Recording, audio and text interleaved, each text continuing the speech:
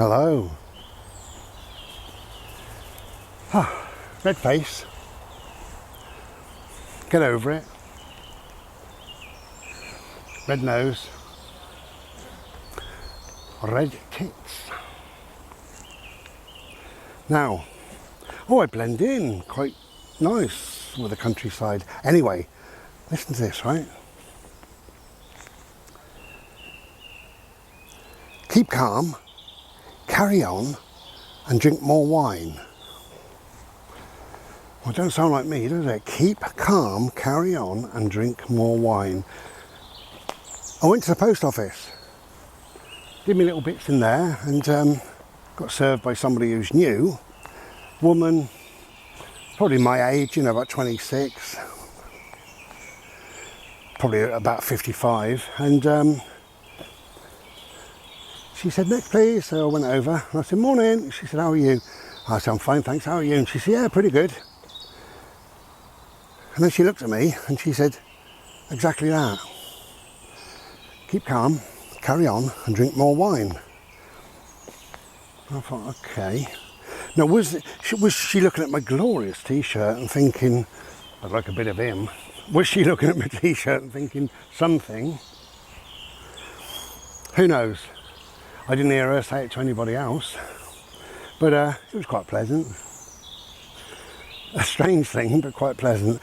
Anyway, it's triggered off something in my mind about, are we a product of our environment? Because watching YouTube, I think a night or two back now, there's a guy who's a TikToker. I don't understand all this stuff because I'm not on it. I don't do Instagram, never been on it. Don't do TikTok, never been on it. Don't understand what they are. I presume they're both a bit like YouTube, I presume. Anyway, so this guy does what he calls pranks. Glorious day. Yeah, does what he calls pranks, but they're, well, they're certainly not pranks. You know, he gets in people's cars, he goes into people's houses if the door's open.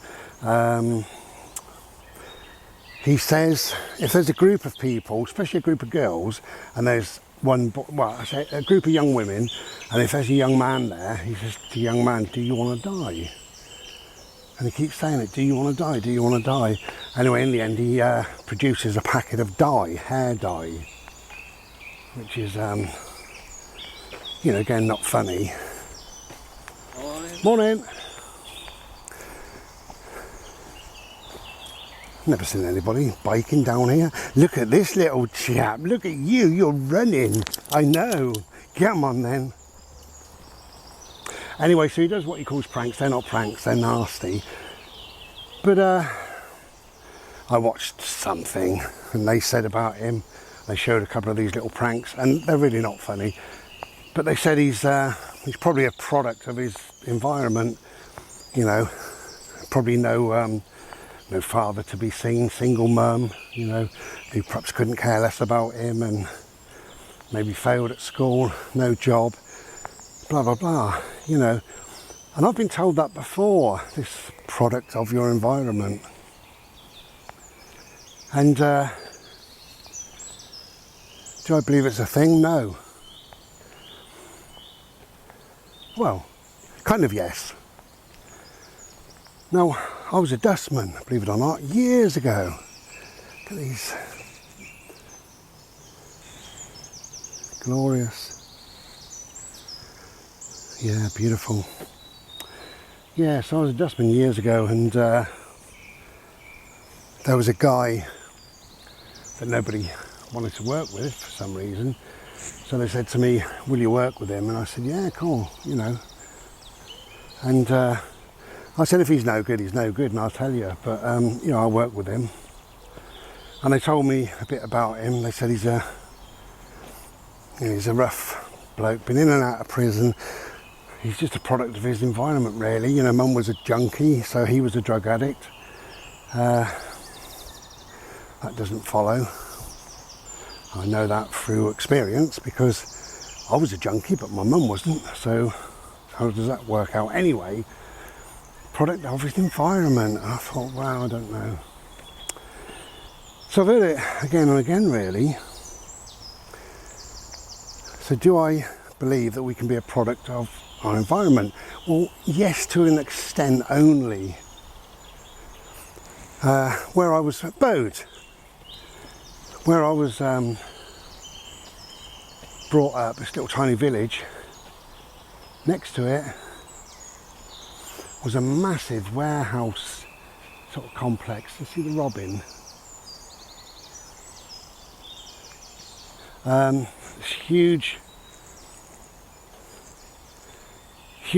warehouse. What do they call it? It was called something or other industrial park. No, it wasn't. Industrial estate. And it was the biggest in Europe at that time.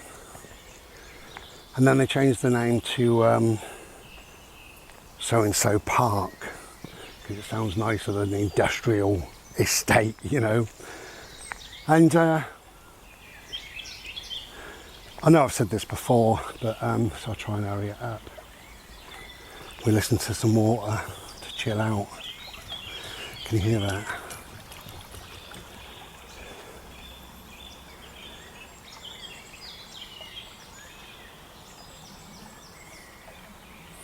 Wonderful.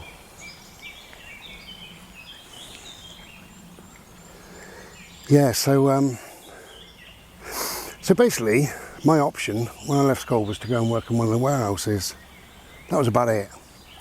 There was nothing much more than that. So that's what I did, and that's what all my mates did. That's what everybody from the village did. Why not? It's there. So we all did the same. And it was okay. And then a few quid, you know, I was 15, left school, got a few quid in my pocket. Very nice. Started having a few drinks down the pub, started to meet a few girls and to do a few things and buy a few records, remember LPs, and go a few places. It's all lovely, isn't it? And then eventually something happens. So at that time, was I a product of my environment? Kind of. Come on, my boat. I don't want you licking all the time. It's beautiful. You got blue, pink, purple, yellow. Absolutely wonderful.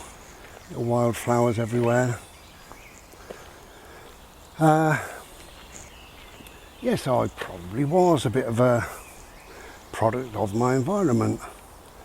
But saying that, one or two of my friends ended up going to prison. You know, they decided to rob a few of these warehouses and factories and what have you. I didn't, so that was a choice, wasn't it, that they made, or choice I made not to, perhaps. Bode, where are you, my love? Bodie!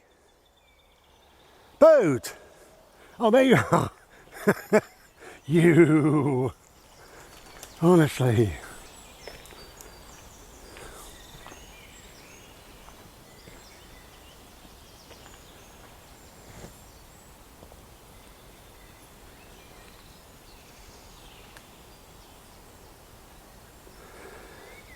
Yeah, so anyway, after a while, quite a while, I decided to move on from all that stuff. I changed jobs. I worked in several warehouses, but never happy because I'd done it, you know, and I kept having this feeling inside of me that I wanted to teach, and it was impossible because I didn't have the qualifications to enable me to do that. I left school with no qualifications. That was the norm as well. Was that a product of my environment? Maybe. We all did about the same, really. But I managed to, slowly and surely, I got all my qualifications that I needed. And, you know, qualifications and then some, which was nice, which enabled me to start teaching. And then I went down the avenue of working with autistic students and what have you. So there was other things, more qualifications that I needed to do with epilepsy and health and,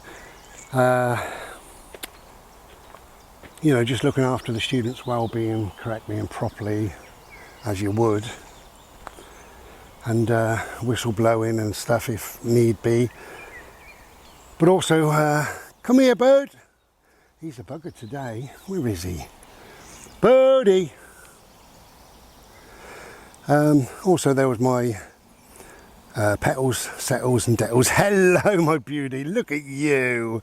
Ah, little boy. Come here, because you've got something on your ear. Come here, my love. I'll take that off.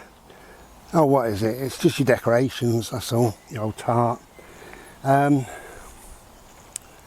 Yeah, petals, settles and dettles, which is lifelong, teaching within the lifelong learning sector, basically. That's what they are. So I did all that and then some more, and you know, so I certainly wasn't a product of my environment then, was I?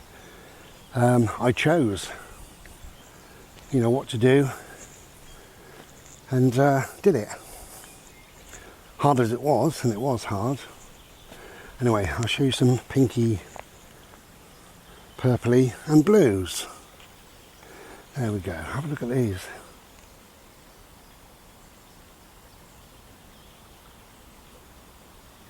How beautiful, eh?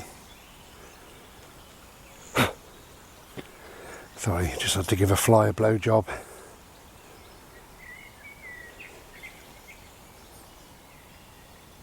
Look at that. To think these are wild flowers and they're just so beautiful, so glorious. Yeah, so as hard as it was, I decided to do something that wasn't the same as my friends. Bloody hell.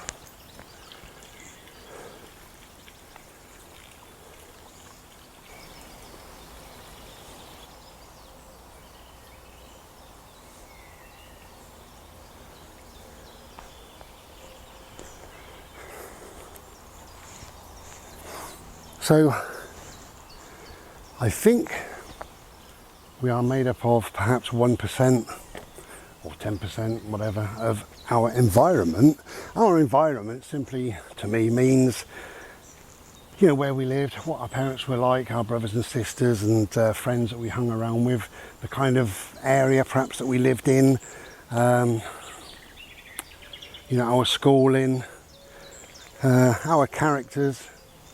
Our characters sometimes are shaped by certain things, you know, our environment. But I believe that we have the choice as well, you know, so perhaps 90% of it, I think, is down to us.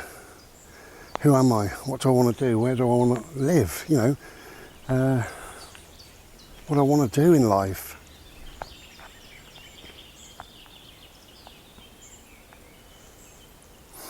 I always felt I wanted to do some good, you know? And I didn't believe that working in a warehouse, packing, whatever, was doing any good. I didn't believe that was doing any good.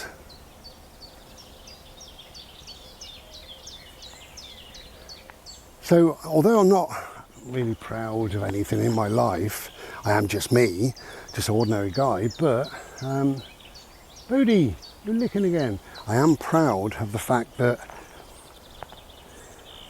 I had the aspirations, I had the thoughts, I had the motivation, I wanted to do something, and these aspirations led to teaching.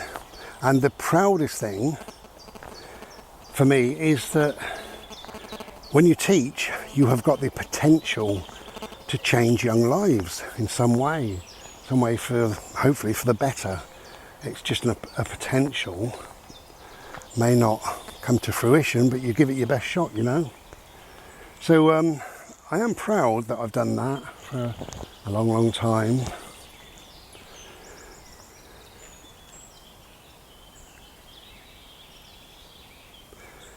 What a glorious day. It's so peaceful, so quiet, just bird song and us.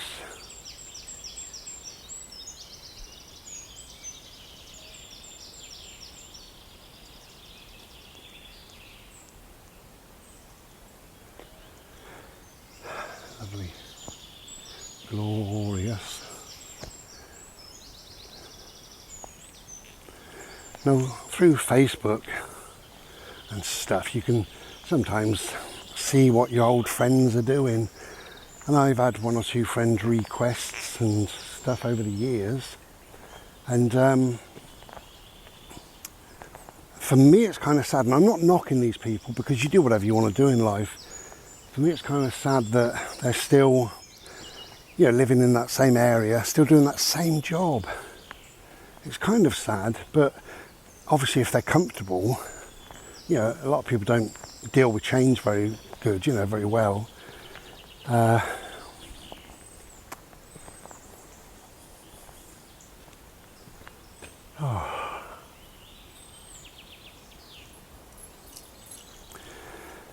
But then looking at some other friends, they've done amazingly well. You know, one of my friends who was, he come from a bit of a rough family, and through a series of events, he now lives in Switzerland and owns and runs quite a large hotel, and he's quite a wealthy man. So that's great. You know, if you want, or whatever you want in life, you want money, if that's important to you, then you find a job, don't you? Like, whatever. These Forex traders are making a few quid, aren't they? Which is foreign exchange money traders. Or perhaps you want some kind of adulation in life, so you want to be a footballer or a pop star or whatever, and that brings money and everything else, girls and you know, whatever into your life. You know, or perhaps you're a creative person and you want to write or you know, produce art or build guitars, I don't know, whatever it may be in life, you know. But a lot of my old friends, I say a lot, I only know maybe half a dozen or so, for whatever reason they've decided, you know, they're just happy there, I suppose. I don't know if they're happy, but they've decided to stay there, stay in the same area and do the same job. And as I say, there's nothing wrong with that. If they've found what they want in life and what works in their life, then that's lovely. But the question is, are we a product of our environment? Well, maybe some people are. Maybe. I struggle to answer it really, because my initial response to that is no. Because I don't feel that I'm a product of my environment at all, you know.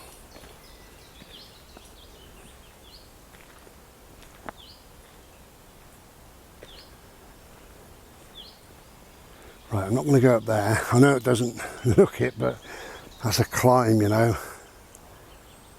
I'm not going up any hills today. Too tired. It's too hot. My little boat, we're going this way, my friends. Okay. You alright, mate? So as I make this, it's Friday, which means it's takeaway tonight. Chinese. That's our weekly treat. And why not? Got to do something, haven't we, you know?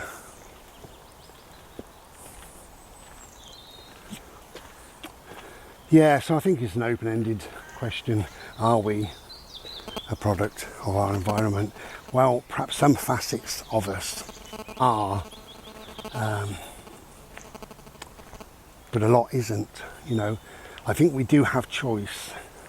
I think we always have choice, no matter what.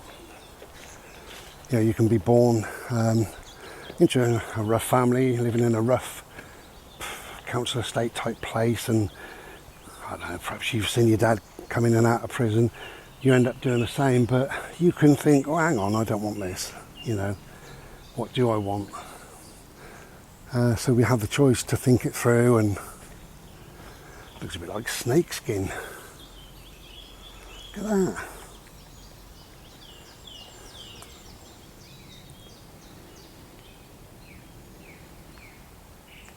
Don't know what you can see really because of the light. Is that better? I think it is. No, not a lot anyway.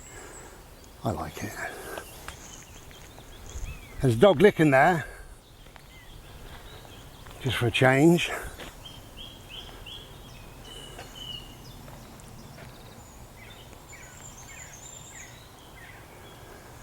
Anyway, I don't know whether I've made sense or whether you agree or disagree or whatever. You know, I'm just emptying my head, just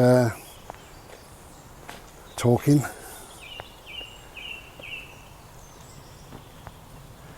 But I don't think we can say, you know, categorically, like this TikToker, he's a product of his environment. We don't know. We don't know what his life really is about.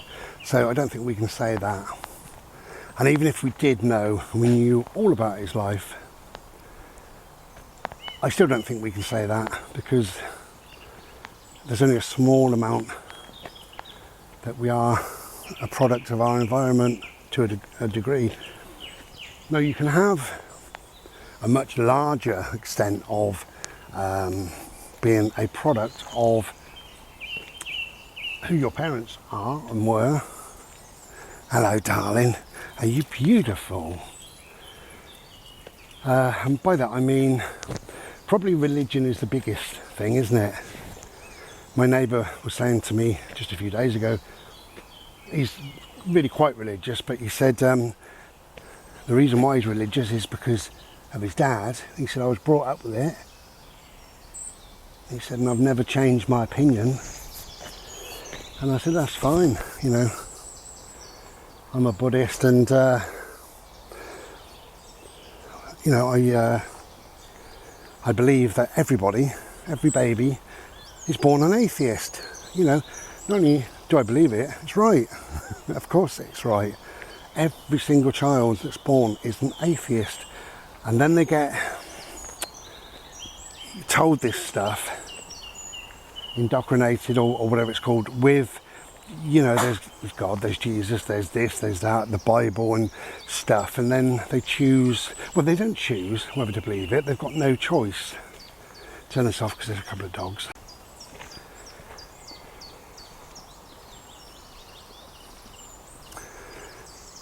Yeah, if you was to take a baby away from anyone the second it's born, it's an atheist baby, of course it is. You know, and we only learn what we learn through our parents and then schooling and, you know, all the rest of it. So that's the biggest thing. But maybe if you're born on a farm and your mum and dad have got a real love for horses and what have you, chances are you'll grow up with a love for horses. It doesn't always work that way. I mean, you look at musicians, even big famous musicians, some of their children do completely the opposite of music. But there's always some that go down the music line, you know. I am sweating. We're relatively early. I think it's about 10 o'clock now, and it's already too hot. I thought we'd come here because it is very, well, it's reasonably shady for us, you know, and I didn't want birds walking on concrete or whatever. They're not supposed to do that. Obviously, when it gets to a certain temperature, here now isn't too bad at all, but give it another 2 hours, it'd be piping hot. You know, luckily there are no paths here, but anywhere else, through a village or town or whatever, it's not suitable, is it, for a dog with their little pads to be walking on something that's boiling hot. Yeah, so in that case you can be a product of your environment if your parents have not forced, but you know, if their ways have bled into you, whether their ways be religion or music or horses, you know, I'm just saying, it could be anything, couldn't it, really? Or it could be robbing banks.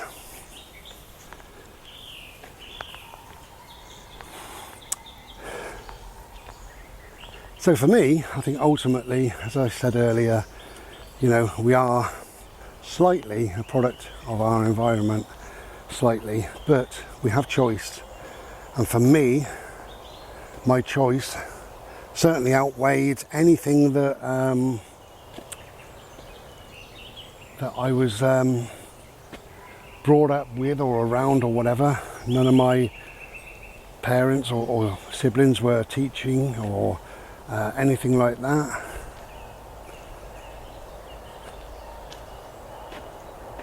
God, it's hot. Struggling I am. I'm going to go back to the car. It's not too far.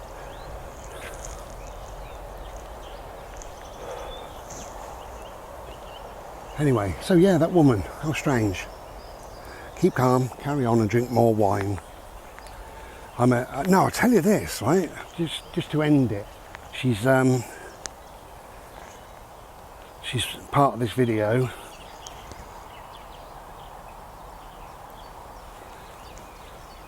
Now, because I've had a history with certain things in life, I no longer take drugs of any sort, and when I let go of that and reinvented myself, I let go of alcohol as well, because a lot of things for me were connected. Alcohol and smoking pot for me was like a little gateway to you know, open the floodgates really, open the doors to other chemicals and things. But yeah, for me, so I had to give up everything, apart from smoking, but then I gave up smoking when I was ill in 2021, in January. So I haven't smoked since January 2021, and I miss it, I do. But anyway, so I'm a teetotaler, but because I've had this chronic fatigue for some time, I'm now taking vitamin D3 and vitamin B12. I double up on the vitamin D. Plus we get out. Boo, don't lick. Yeah, we get out and about, so hopefully vitamin D is coming into me in some way.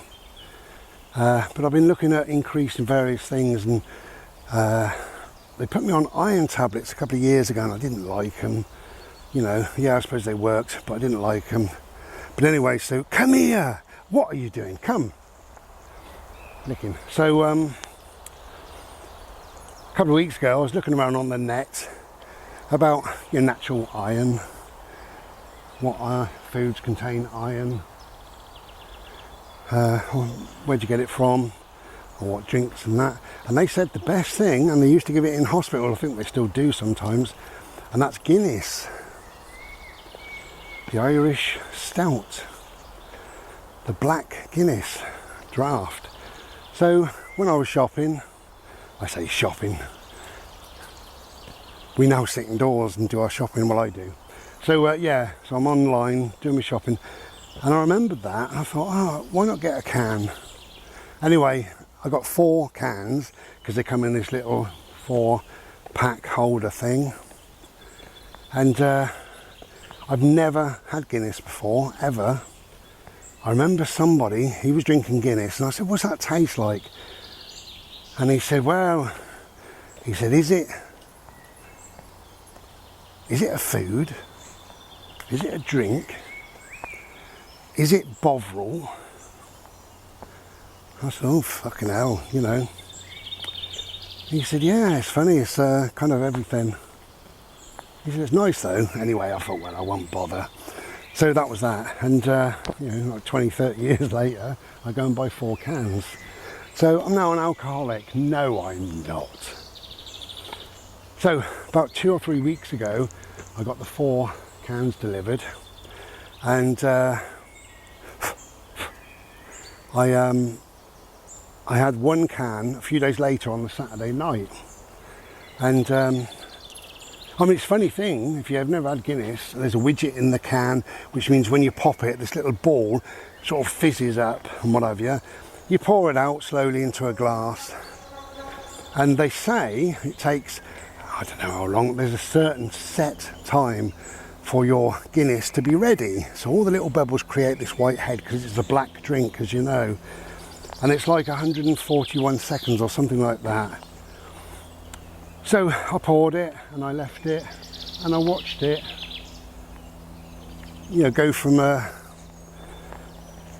bubbly black murky thing from the middle of Loch Ness. It looked like dirty old dishwater. Anyway, eventually it became this beautiful clear, not clear, inky black with this beautiful white head. And I took a sip of it and I absolutely loved it. How strange. I really, really loved it. I used to drink, at my worst, I used to drink vodka, a lot of vodka, and a few spirits and what have you. But beer is something different, especially like a stout, you know, lager. There's a lot of people drink loads and loads of lager or whatever. But nobody drinks lots of stout, do they? I don't think. So yeah, Guinness. So, cut a long story short, I drank the whole thing just slowly over an hour or so because it was my first drink in many years, and I didn't get tipsy or silly or anything. And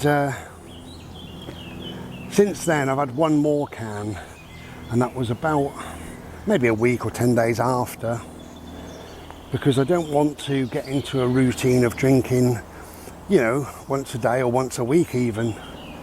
I don't want that, you know. My you see my tattoo on my neck, is it that side? I think so, or that side. Anyway, it says too much but never enough, and that's to remind me that I like things in life, but I'm the sort of person that it's kind of too much, but I never feel it's enough. It's too much, but it's never enough. So, you know, if when we were taking trips, everybody took one, possibly two, it was, I knew that taking 3 or 4 was too much, but really that was never enough. So I used to take, you know, more. Same as drinking and what have you. You know, everybody would have a few pints and I would overdo it. Anyway, whatever. So we're just heading to the car.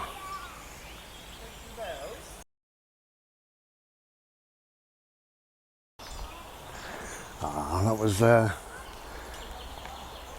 sweet. There's a little boy, and he's not sure of dogs.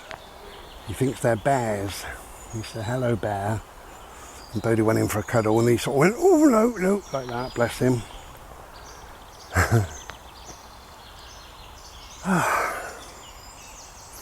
Okay, so I think that wraps this video up. I don't know what I've been saying. I wasn't listening. So,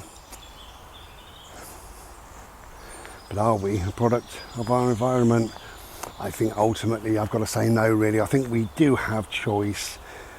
You know, we're born with free will, and if we dip into that and we find out who we are and what we want, invariably it's going to be very much different than perhaps our neighbours, our friends, our brothers and sisters living in that area, and all the rest of it, you know.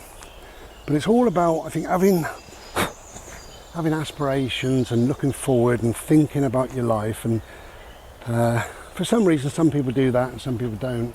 And again, I'm not knocking people, because if you don't do that, it tells you that you're happy. And you know, I've never been overly happy in my life, not really. You know, I'm happy, but I'm happy on my level. I'm happy to an extent. So I'm going to love you and leave you.